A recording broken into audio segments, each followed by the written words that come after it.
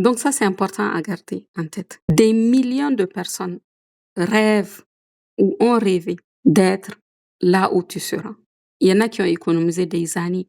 Ils ont supplié Allah de leur ouvrir cette porte. Mais cette porte ne s'est jamais ouverte. Des savants sont morts sans avoir jamais mis les pieds à la Mecque. Des gens qui sont pieux, sincères, qui ont consacré toute leur vie à chercher Allah Azza wa Jal, ils n'ont pas reçu cette invitation. Et toi, tu es là, tu te prépares à aller au Hajj, tu te mets déjà dans la tête que tu es parmi les invités d'Allah Azza wa Jal.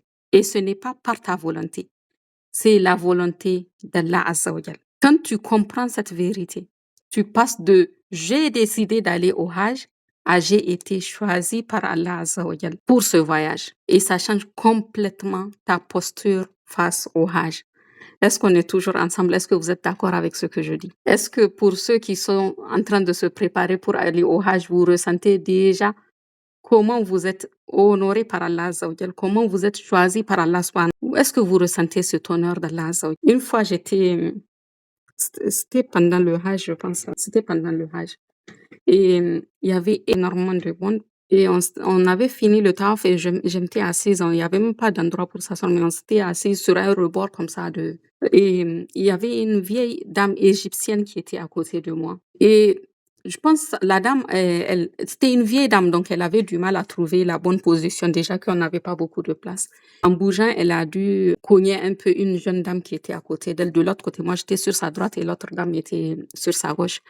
Et la jeune dame a commencé à mal lui parler. Et cette vieille égyptienne lui a dit pardon. En souriant, elle a gardé le sourire tout au long alors que l'autre s'énervait et tout. Et après, elle se tourne vers moi.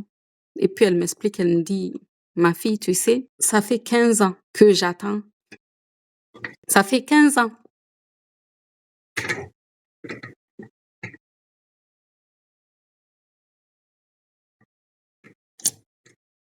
que j'attends d'être tirée au sort. 15 ans. Elle me dit donc, tu vois, il n'y a rien qui peut me gâcher ce moment. Parce que ça fait 15 ans que j'attends ce moment. Elle respirait tellement l'honneur d'être là. Elle avait tellement complètement conscience d'être là. Et ça nous renvoie à nous encore qui sont pour la plupart, je pense, sur le live des Nigériens, à combien c'est encore facilité pour nous. Parce que ce n'est que l'année passée, l'année d'avant qu'on commence à remplir le quota pour les Nigériens. Et même des gens viennent de l'extérieur du Niger pour partir avec les Nigériens parce qu'on ne remplit pas encore le quota. Ça veut dire qu'on n'a pas encore de tirage au sort au Niger. Mais dans beaucoup de pays musulmans, les grands pays musulmans, c'est le tirage au sort. L'Algérie, l'Égypte, l'Indonésie, tu peux attendre 20 ans d'être tiré au sort. Même cette année, il y a une dame qui va aller, qui est ici à Bordeaux avec moi. Elle va aller avec sa maman et son frère de l'Algérie. Mais le jour où elle a eu le tirage au sort, elle m'a appelée tellement contente de me dire qu'elle a été tirée au sort. Donc, quand tu te dis, je vais me préparer, je suis en train de me préparer pour le Hajj, dis-toi, je veux être choisi par Allah. Je veux être invité par Allah. Je veux être honoré par Allah par cette invitation. Parce que ce n'est pas pour tout le monde. Ce n'est pas quand tu le veux. Ce n'est pas comme tu le veux. Mais c'est vraiment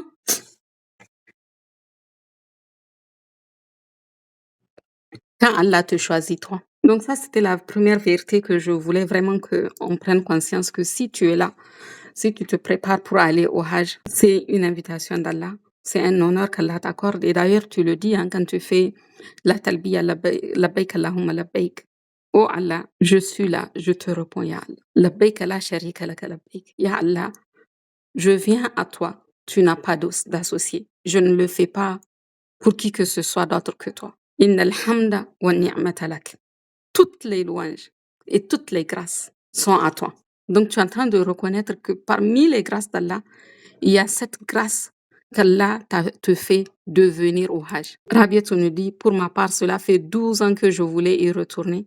Et c'est ma 3e tentative qui va aboutir, Inch'Allah. Qu'Allah t'invite, Rabiatou. On ne va pas au Hajj parce qu'on le veut. On y va parce que Allah t'invite. Et si Allah ne t'a pas invité, on a beau faire, tu ne pourras pas y aller. Je connais l'histoire de quelqu'un qui, en 2019, avait eu le cadeau d'aller au Hajj. Il avait mis des exigences d'avoir un hôtel, machin. Il a eu toutes les exigences qui ont été remplies. À l'époque, le Hajj était au mois de juillet. Au mois de janvier, tout était déjà réglé. Toutes les exigences qu'il avait mis étaient déjà réglées. Vol privé, hôtel, machin, argent de poche. tout était réglé. À 2 ou 3 jours du départ, il a décidé qu'il partait pas. Et la personne qui est partie à sa place ne s'attendait pas du tout. Ne s'était même pas mise en tête qu'elle allait partir au Hajj. Et quand Allah l'a appelée, en 2 jours, ça s'est fait, elle est partie. Celui qui n'a pas été appelé n'a pas pu partir. Donc, c'était en 2019, il n'est pas parti en 2019. 2020, c'était le Covid, il n'y a pas eu de Hajj. 2021, ils ont mis une limite d'âge, il avait dépassé la limite d'âge. Tu ne vas pas au Hajj parce que tu le veux. Tu vas au Hajj parce que Allah t'invite. Amina nous dit, Wallah, Oustaza, c'est une grâce. Je n'en revenais pas jusqu'à quand on est arrivé à la Mecque, alhamdoulilah. Je ne cesserai de remercier Allah et prierai d'y retourner. Subhanallah. Voilà. Mais si on n'a pas conscience de ça, on rate beaucoup de choses. Et ça, c'est la première prise de conscience qui est vraiment importante. C'est de savoir que si tu y vas, c'est parce que tu es invité d'Allah Azza wa Jal. Ce n'est pas parce que tu le veux. Vraiment, c'est important d'avoir cette conviction-là. Et ça change tout. Ça change notre positionnement. Ça change. Inch'Allah, qu'Allah te facilite. Inch'Allah, d'y aller avec Arma l'année prochaine. Qu'Allah le fasse et qu'Allah nous invite encore et encore et encore. Par une grâce de sa part. Ah, tu voulais aller pour ta maman. Oui, qu'Allah te le facilite, Inch'Allah. Qu'Allah lui fasse miséricorde. Donc, quand tu as pris conscience maintenant que le Hajj, c'est entièrement pour toi. C'est une invitation d'Allah Azza wa Jal. Maintenant, nous avons pris conscience que le Hajj, c'est une invitation d'Allah Azza wa Jal. Et il est entièrement pour toi. Au-delà de l'obligation, au-delà du fait que c'est un pilier, c'est avant tout une invitation du tout miséricordieux pour te pardonner tes péchés, pour te purifier, pour te rapprocher de lui, pour t'élever et pour répondre à toutes tes invocations de ce monde et de l'autre. Avec quoi est-ce que tu vas répondre à ce cadeau d'Allah Azza wa Jal? Comment tu vas ouvrir ce cadeau d'Allah Azza wa Jal? Dites-moi. Comment tu vas répondre à cette invitation d'Allah Azza wa Jal? Avec quoi tu vas le répondre? Allez, mon frère, dis-moi jusqu'à aujourd'hui, je n'en crois pas tellement ému de voir qu'Allah m'a choisi. J'ai hâte d'atterrir à la Mecque. Qu'Allah te facilite cela, ma soeur. Mon frère, je sais pas. Allez, mon frère. Comment, ma question est là, avec quoi tu vas répondre à cette invitation d'Allah Azza wa Jal? Avec quoi tu vas ouvrir ce cadeau d'Allah Azza wa Jal pour toi? Ah, c'est mon frère, ok, gentil. Avec des biens licites, ok. Donc le Hajj, on y va. On a vu que c'est Manistata alayhi sabila, que celui qui peut. Celui qui peut, ça veut dire qu'il faut que ce soit un bien licite, qui ne vient pas du haram. Au-delà de ça, il y a autre chose. Allah, c'est lui qui choisit la voie par laquelle il va t'inviter. Voilà, à chaque fois que tu entends les histoires par rapport au Hajj, et même par rapport à la Umrah, c'est que des histoires qui te dépassent complètement. Complètement. Et c'est là où tu te rends compte que c'est vraiment une grâce de la part d'Allah. C'est sûr. C'est chose à dire par rapport à tout ça, comment ouvrir le cadeau. Donc, barakallahu fik. Je vais rester moi sur ta première réponse, parce que c'est des choses qu'on développe au fur et à mesure. La première des choses, parce que la réponse du Coran et de la Sunna est claire et nette, absolue, c'est ton intention. Le prophète sallallahu alayhi wa sallam l'a dit dans un hadith qui est rapporté dans Bukhari et Muslim, innamal a'malu binniyat. Les actes ne valent que par les intentions. Donc, c'est la première des choses, ton intention. Nous tous, nous connaissons ce hadith-là, peut-être depuis l'enfance, peut-être qu'on l'a même appris par cœur, mais le Hajj, c'est une ibadah, c'est un acte d'adoration, ok? Mais c'est l'acte d'adoration, je dirais, dont la niya, dont l'intention est la plus exposée, la plus menacée, la plus difficile à garder pure. Pourquoi? Parce que ton Hajj est un acte d'adoration qui est ultra visible. Même par exemple, ton jeûne de Ramadan, tu peux faire ton jeûne de Ramadan, allez, personne ne le saura. Mais ton Hajj, tu vas y aller. Les gens savent que tu pars. Il y en a même qui font une fête avant ton départ. Ils vont t'accompagner à l'aéroport, ils vont te prendre des photos avec tes bagages. Dès que tu arrives à la Mecque, à Médine, on commence à t'appeler Haji, Haji, Haji, tu ressens quelque chose dans ton cœur. Et quand tu reviens à partir de là, tu changes de nom. Tu t'appelles plus ton prénom, tu deviens Haja, Haji, Al-Haji, Al-Hajia, pour ta vie entière. Donc, le Hajj, en fait, attache un nom qui aujourd'hui est devenu un titre social, même si à la base, là-bas, quand on t'appelle Haji, Haji, ça veut juste dire voyageur. Mais à partir de là, ça te donne un certain prestige social. Et c'est là où il y a le piège, qui se tend silencieusement. Pourquoi? Parce que tu risques de mêler ton intention pour Allah Azza wa Jal à cette recherche de renommée, à cette recherche de prestige, à est-ce qu'ils ont vu, est-ce qu'ils ont su. Et Ibn Taymiyyah, rahimahullah ta'ala, dans il avait dit approximativement que tout acte que tu fais pour Allah et pour le regard des autres, il a dit que ce acte n'est pas partagé entre Allah et les gens. Il est entièrement pour les gens. Parce que Allah Azza wa Jal n'en veut pas. Il n'y a pas de moitié-moitié, il n'y a pas de possibilité de dire, ok, je suis parti pour Allah, oui, et puis un peu je ressens de la joie que les gens sachent que je suis parti au Hajj, oui, mais le prestige. Non, non, tant qu'il y a ce petit mélange dedans, Allah Azza wa Jal, nous l'avons vu, nous l'avons posé comme postulat, c'est Al-Ghani, l'autosuffisant, le riche, celui qui n'a nullement besoin de nous. Donc Allah Azza wa Jal laisse sa part aux gens. Il n'en a pas besoin. Dès que tu glisses le regard des êtres humains dans ton intention, l'acte sort de la main d'Allah Azza wa Jal pour tomber dans la main de ses créatures. Est-ce qu'on est toujours ensemble? Oui. Ça, c'est vraiment important d'en avoir conscience. Ton Hajj, tu le fais pour qui?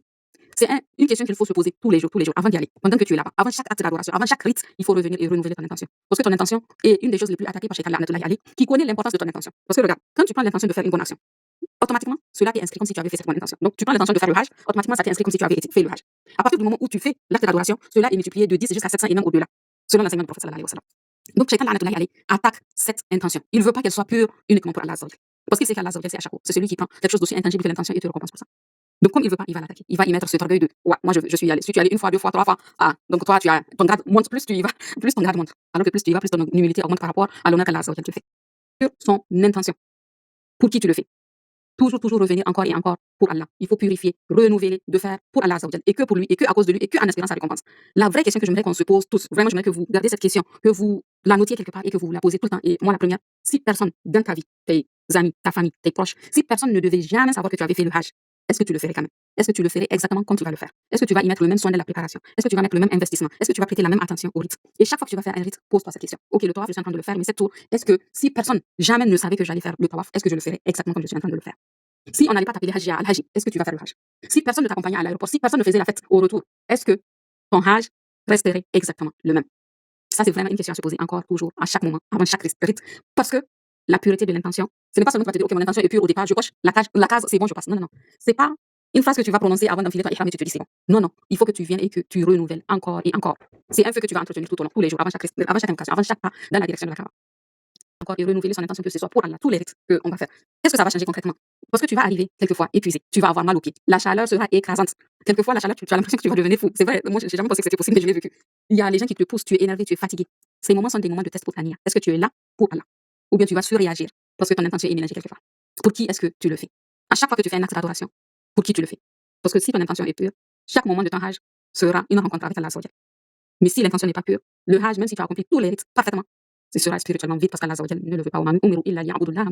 Et il leur a été commandé que d'adorer Allah en lui vouant un culte exclusif et sincère. Oui, bon. Alors c'est important de demander pardon parce qu'on a vu que le Hajj Mabrour n'a d'autre récompense que la purification que de revenir comme le jour où on est né. Aïcha radiallahu anha avait expliqué que dans un hadith, le prophète sallallahu alayhi wa sallam a dit que les péchés sont de trois genres. Le premier péché, c'est celui qu'il y a entre toi et Allah. Allah le pardonne et il n'en fait pas cas. Le deuxième genre de péché, ce sont les péchés qu'Allah ne pardonne pas. Si on meurt dessus, ça c'est le shirk. Allah ne le pardonne pas. Le troisième genre de péché, ce sont les péchés qu'il y a entre les êtres humains. Ok? Et il a dit dans ce hadith que le prophète sallallahu alayhi wa sallam a indiqué que Allah ne s'en mêle pas, il faut qu'on le règle entre nous. Donc, dans le sens de la purification, c'est pour ça que les savants ils conseillent quand même de demander pardon à son entourage. Mais ce que tu soulèves là est un point qui est très important parce que, effectivement, Shaitan il est fort. Parce que tu as beau lutter avec ton intention, quelquefois, tu ressens en fait dans ton cœur, si tu es vraiment sincère avec toi-même, tu as cette pointe de fierté, d'orgueil. Après, il y a une petite pointe dans ton cœur qui va pointer du genre, je lui dis que je vais aller au Hajj. Là, c'est une crainte qui est légitime. C'est une crainte qui est légitime. Moi, je sais que la première fois où j'ai fait le Hajj en 2009, j'ai nourri cette crainte-là. Et c'était tellement fort, et je sais qu'à certains moments, il y a certaines personnes quand tu leur dis, tu ressens cette pointe, et ça, c'était complètement. Mais avec le temps, je me dis que on peut demander pardon aux gens, surtout si on en fait une habitude. Maintenant, on va prendre l'habitude de le faire parce qu'on ne sait pas en fait l'heure du rendez-vous. Avec le départ, on ne sait pas quand il est. En réalité, là, on se dit, oui, je pars pour le Hajj, mais quand tu pars pour de vrai, est-ce que tu connais l'heure du rendez-vous? Tu ne le connais pas. Est-ce que pour autant, tu ne vas pas régler ce qu'il y a entre toi et les gens? Il faut le régler parce que, le jour où la personne va fuir son frère, son père et sa mère, et son épouse et ses enfants. Parce que pourquoi? Parce que ce jour-là, chacun d'entre eux sera préoccupé par son sort. C'est nafsi. Il n'y a pas de c'est mon frère, c'est mon père, c'est mon cousin. Donc, il vaut mieux qu'on règle les choses entre nous. Maintenant, moi, la technique que j'ai trouvée, c'est de faire systématiquement des périodes dans la vie où tu vas demander pardon aux gens. Moi, je me dis, je n'ai pas obligé de dire je te demande pardon parce que je vais au Hajj. Non, c'est le mois de Zulhijja, c'est le mois sacré, c'est les 10 meilleurs jours de l'année. Je profite de cette occasion pour te demander pardon. Je conseillerais pour éviter de tomber dans toutes ces choubhas et tous ces risques-là, c'est de dire, ok, je sais que c'est les 10 meilleurs jours Zulhijja de l'année. Je ne sais pas si je vais revoir d'autres 10 meilleurs jours. J'en profite pour demander pardon. Et puis là, il y aura d'autres problèmes à régler après au retour parce que les gens vont dire, oui, mais tu n'as pas fait au Hajj, tu m'as pas dit et tout. Mais quand je vais prier mes prières, je ne vais pas te le dire. Pourquoi si je vais au Hajj, je dois te le dire? C'est un acte d'adoration entre Allah et moi. Donc, l'intention vraiment, revenir encore et toujours à renouveler son intention tout le temps et à chaque fois. Maintenant, ça c'est avec quoi? Bien sûr, il y a d'autres choses, la demande de pardon, préparer le halal comme vous l'avez cité, mais le plus important c'est de savoir qu'on va revenir et renouveler notre intention pour que ce soit juste pour Allah Azza wa Jal. Comment est-ce qu'on va accueillir ce cadeau d'Allah Azza wa Jal? Maintenant qu'on sait que le Hajj c'est un cadeau d'Allah Azza wa Jal pour nous, on sait avec quoi l'accueillir, avec l'intention sincère juste pour Allah Azza wa Jal. Maintenant, comment accueillir ce cadeau? Je vais vous raconter une histoire. J'espère que si vous êtes sur les différents groupes, peut-être que vous avez vu les audios que j'ai fait par rapport au fait que le Hajj a failli disparaître. Pas disparaître pour de vrai que le Hajj n'existe plus, mais dans sa forme véridique, le Hajj a failli disparaître. Parce que quand Ibrahim alayhi salam a élevé les murs de la Kaaba, Allah lui a dit de lancer l'appel. Des milliers de personnes ont répondu à cet appel. Ibrahim alayhi salam a enseigné comment on doit faire les rites du Hajj. Si vous avez écouté les différents types de Hajj, je vous ai expliqué qu'il y avait deux types de Hajj qui existaient avant la venue du prophète sallallahu alayhi wa sallam, le Ifrad et le Qiran, et que c'est le Tamato que le prophète sallallahu alayhi wa sallam lui a enseigné. Donc il y a trois types de Hajj maintenant. Donc le Hajj, en tant que tel, est un rite qui a été enseigné depuis Ibrahim alayhi salam. Il a enseigné aux Arabes. Et le temps a passé. Les générations se sont succédées. L'oubli a fait son chemin. Et surtout, des innovations se sont glissées petit à petit. Parce que la transmission de génération en génération a été progressivement vidée de son âme, de sa réalité, de sa vérité et remplacée par autre chose. Par exemple, ils ont changé les dates du Hajj. Là, on sait que le Woukouf Arafat, c'est le 9 Zulhijja. Ça ne doit pas changer depuis le temps d'Ibrahim alayhi salam jusqu'au temps du prophète sallallahu alayhi wa sallam. Sauf qu'entre-temps, quand ils ont oublié les rites, ils ont aussi changé les dates. Allah en a fait référence dans le Coran. Ils ont aussi la maison d'Allah, la Kaaba, c'est la maison pour adorer Allah subhanahu wa ta'ala. Ibrahim alayhi salam, c'est l'exemple parfait de celui qui est vraiment le muwahhid, celui qui a vraiment concrétisé l'unicité d'Allah dans sa pratique, dans son adoration, dans sa servitude vis-à-vis d'Allah. Celui qui a enseigné celui-là, il s'est trouvé que la Kaaba, au temps du prophète sallallahu alayhi wa sallam, quand il a été envoyé, il y avait 360 idoles qui étaient dans la Kaaba, autour de la Kaaba. La maison d'Allah, la maison qui était fondée sur le monothéisme, a été construite par les larmes, les prières du meilleur des monothéistes. Plusieurs siècles après, il y avait 360 idoles qui étaient adorées dans la Kaaba à la place d'Allah. 360. Et tout ça, pourquoi? Parce qu'il y a quelque chose qui s'est glissé entre temps. L'oubli, mais surtout l'innovation religieuse. Ça a commencé comment? Il y avait un des chefs des Qurayshites qui avait voyagé en Syrie. Quand il est parti, il les a trouvés en train d'adorer une idole. Lui, il a pris une idole, il l'a ramenée à la Mecque, Hubal, la plus grande des idoles. Et il l'a mise dans la Kaaba, il leur a dit voilà comment je vois qu'il faut qu'on adore Allah. On adore Hubal. Pour qu'il nous rapproche d'Allah, parce qu'Allah est trop loin de nous. Voilà comment ça a commencé le shirk dans la Kaaba, la maison d'Allah. Ça s'est installé petit à petit avec la douceur, avec la tradition, en se disant de génération en génération, on commence à se dire on a trouvé nos pères en train de faire comme ça. Nous avons trouvé nos pères en train de faire cela et nous nous suivons la trace. Ils ont changé la talbiya. Me voici, oh Allah, me voici, tu n'as pas d'associé. Ils ont changé, ils ont mis, sauf l'associé que tu as, tu le possèdes lui et ceux qu'il possède.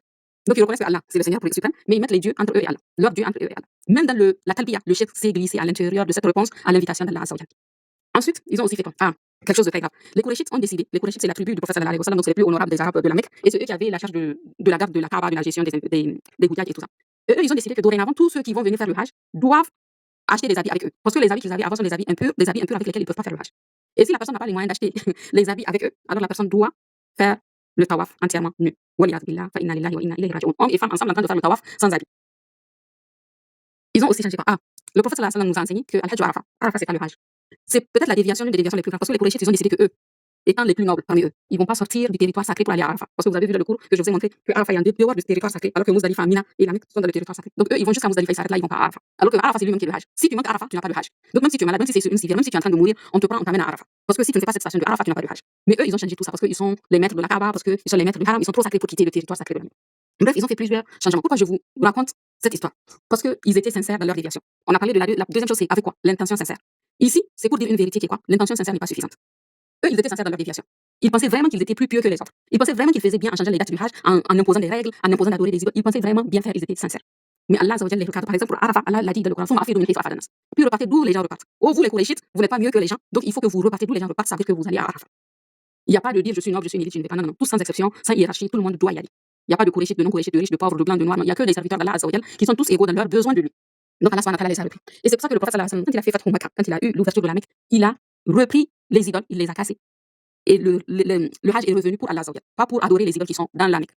Et il a fait un Hajj, le prophète sallallahu alayhi wa sallam. Le dernier pèlerinage, le seul pèlerinage qu'il a fait, en l'an 10 de l'Hégire, quand il a fait, il a dit quelque chose de très fort. Il a dit apprenez de moi vos rites. Prenez de moi vos rites. Donc il a renouvelé l'enseignement du Hajj en montrant exactement comment on doit faire. Chacune des choses qu'on doit faire pendant le Hajj, les rites et tout. Et quand il cassait les idoles, il a dit la vérité est venue et le mensonge a disparu. C'est que le mensonge est toujours destiné à disparaître. Donc très important. Je purifie mon intention pour Allah Azza wa Jalla, mais au-delà, je m'assure de suivre l'enseignement du prophète sallallahu alayhi wa sallam. Pas de culture, de tradition là-bas, de j'ai trouvé les gens en train de faire, de on m'a dit, est-ce que c'est une source sûre? Il faut savoir qu'à la Mecque, tu vas rencontrer des millions de gens de toutes les cultures possibles, qui ont les traditions que tu n'as même pas imaginées, qui parlent des langues que tu ne peux pas comprendre. Et chacun vient avec sa réalité. Donc ce n'est pas parce que tu vois quelqu'un en train de faire un acte d'adoration à la Mecque que tu vas l'imiter. Il faut t'assurer que ce que tu es en train de faire est conforme à l'enseignement du prophète sallallahu alayhi wa sallam. Parce que le prophète sallallahu alayhi wa sallam a été envoyé pour qu'on le suive. Il a été envoyé pour restaurer l'unicité de l'Azza wa Jal au prix de sa vie, au prix de ses 23 années de prophétie. Et il nous a enseigné parfaitement. Il n'y a pas une seule vérité sans qu'il nous l'ait montré. Il n'y a pas un seul bien sans qu'il nous l'ait indiqué. Il n'y a pas un seul mal sans qu'il nous ait prévenu contre ça. Et nous témoignons quand nous disons Ashhadu anna Muhammadan Rasulullah de tout cela. Nous disons qu'il ne parle pas par passion. Il parle suivant l'impulsion du prophète d'Allah Azza wa Jal à travers le messager qui lui envoie, Jibril alayhi salam, le meilleur des messagers. Donc c'est très important de faire attention à l'innovation, à la déviation, parce qu'elle s'installe tout doucement dans nos habitudes. Elle se glisse dans nos actes d'adoration, quelquefois à travers les traditions familiales qui se sont superposées à la sunna sans qu'on ne le remarque. Donc notre Hajj, on doit revenir au terme que le prophète sallallahu alayhi wa sallam a utilisé. Prenez de moi vos rites. Conformité au prophète sallallahu alayhi wa sallam, c'est la plus forte forme d'amour qu'on peut lui exprimer sallallahu alayhi wa sallam. Et on va être sur la terre qu'il a vu naître, on va marcher dans ses pas, ainsi que les pas de son père Ibrahim alayhi salam. On va prononcer les mêmes mots que lui. Il faut qu'on prenne les mêmes postures que lui. Il faut que notre conformité soit une fusion avec le prophète sallallahu alayhi wa sallam, même au-delà des siècles. Il faut qu'on rejoigne cette chaîne de transmission. Si vous aimez Allah, suivez-moi, Allah vous aimera et vous pardonnera vos péchés. Suivez-moi. Donc la conformité au prophète sallallahu alayhi wa sallam est une obligation. Les savants ont dit qu'un acte d'adoration, quel qu'il soit, n'est valide qu'à deux conditions. La première des conditions, c'est l'intention pure et sincère pour Allah. Ça, on a réglé ça. La deuxième des conditions, c'est le suivi du prophète sallallahu alayhi wa sallam, la conformité à l'enseignement du prophète sallallahu alayhi wa sallam. Donc ça, c'est très très important parce que wallahi, j'en ai vu tellement de gens qui sont venus invités par Allah, honorés par Allah subhanahu wa ta'ala, et qui ont fait du shirk là-bas, qui ont fait du shirk à Médine, qui ont fait du shirk à la Mecque, qui ont fait des actes d'adoration qui n'ont rien à voir avec ce que le prophète sallallahu alayhi wa sallam a enseigné. Et il faut savoir une chose, la Mecque est dans le territoire sacré, le haram. Ça veut dire quoi? Ça veut dire que tout ce que tu vas faire, comme les savants l'ont dit, ils ont dit, on espère que tout ce que tu vas faire dans le territoire sacré soit multiplié par plus de 100 000, pas seulement à la mosquée, dans le territoire sacré. Ça veut dire qu'une prière quand tu l'as fait, elle est multipliée par plus de 100 000. Chaque bonne action que tu fais, les savants disent qu'ils espèrent que ce soit multiplié par plus de 100 000. Mais il y a un revers. Quand tu es dans le territoire sacré, si tu mets l'intention de faire une mauvaise action, tu es puni pour cette intention. Cela n'est que dans le territoire sacré. Il n'y a nulle part ailleurs au monde où il y a cette règle. Partout dans le monde, quand tu mets l'intention de faire une mauvaise action, on ne te l'inscrit pas. On attend de voir si tu l'as commis ou pas. Si tu l'as commis, on attend 6 heures avant de te l'inscrire pour voir si tu vas demander pardon ou pas, si tu vas te repentir ou pas. C'est au-delà des 6 heures que ça t'est inscrit, et ça t'est inscrit comme une mauvaise action. Alors que pour la bonne action, nous avons vu, partout ailleurs dans le monde, dès que tu prends l'intention, elle était inscrite comme une bonne action faite. Si tu l'as fait, elle est multipliée par 10 jusqu'à 700 et même au-delà. Et à la Mecque, si tu prends l'intention de faire une bonne action, ça t'est inscrit. Si tu l'as fait, elle t'est multipliée au-delà de 100 000. Mais par contre, si tu prends l'intention de faire une mauvaise action, cela entraîne le châtiment. Ça fait vraiment peur. Et il n'y a pas pire mauvaise action en dehors du shirk que l'innovation religieuse. Je sais que c'est pas facile à entendre, mais on n'est plus là pour faire semblant. On est là pour vraiment regarder les choses en vérité, pour pouvoir mieux rencontrer Allah Azza wa Jalla lors de notre âge. Est-ce qu'on est toujours ensemble? Oui. Voilà, et c'est très important ce que je dis, parce que j'ai vu des gens aller à Médine. Riba Kafa, c'est ce qu'on les appelle Riba Kafa, je sais comment on le dit, c'est un bénéfice que tu as en plus, parce que dans les rites du Hajj, il n'y a pas à aller à Médine. Mais on va à Médine parce qu'on est déjà en Arabie Saoudite, c'est plus proche, donc on fait Riba Kafa, on va à Médine. Quand tu vas à Médine, tu as l'immense opportunité d'aller à Raouda, qui est un jardin parmi les jardins du paradis qui est sur terre. Ensuite, tu as la possibilité de passer directement le salam au prophète sallallahu alayhi wa sallam parce qu'il est enterré dans la maison de Aïcha radiallahu anha, notre mère, qui aujourd'hui est située à l'intérieur de la mosquée. Ok, donc tu as cette possibilité. Mais il y a des gens qui vont là-bas, qui vont de Raouda, qui se détournent de la Qibla et qui se tournent pour invoquer le prophète sallallahu alayhi wa sallam dans sa tombe. Fa inna lillahi wa inna ilayhi raji'un. Et nous avons vu les 3 catégories de péchés. Que Allah il pardonne tout sauf le shirk. Et toi, tu choisis même d'aller devant son prophète pour faire le shirk. Donc il faut faire très, très, très, très attention. Et quelquefois, c'est par imitation, parce que tu vois la personne faire, tu vois sa posture, tu vois sa tenue, tu te dis c'est une personne pieuse, si elle fait ça, alors je peux faire ça. Alors que ça n'a rien à voir. La personne peut avoir la tenue et ne pas connaître. Donc assure-toi de faire bien, même si c'est peu. Même si c'est peu. Même si tu vois que tes bonnes actions, tu te dis que c'est peu par rapport à ce que tu pourrais faire. Assure-toi que ce soit quelque chose qui soit conforme à l'enseignement du prophète sallallahu alayhi wa sallam avec une intention sincère que pour Allah Azza wa Jalla. Donc ça, c'est très, très important. Je sais que c'est pas facile, ce qu'on a dit aujourd'hui, mais je pense que c'était nécessaire, hein.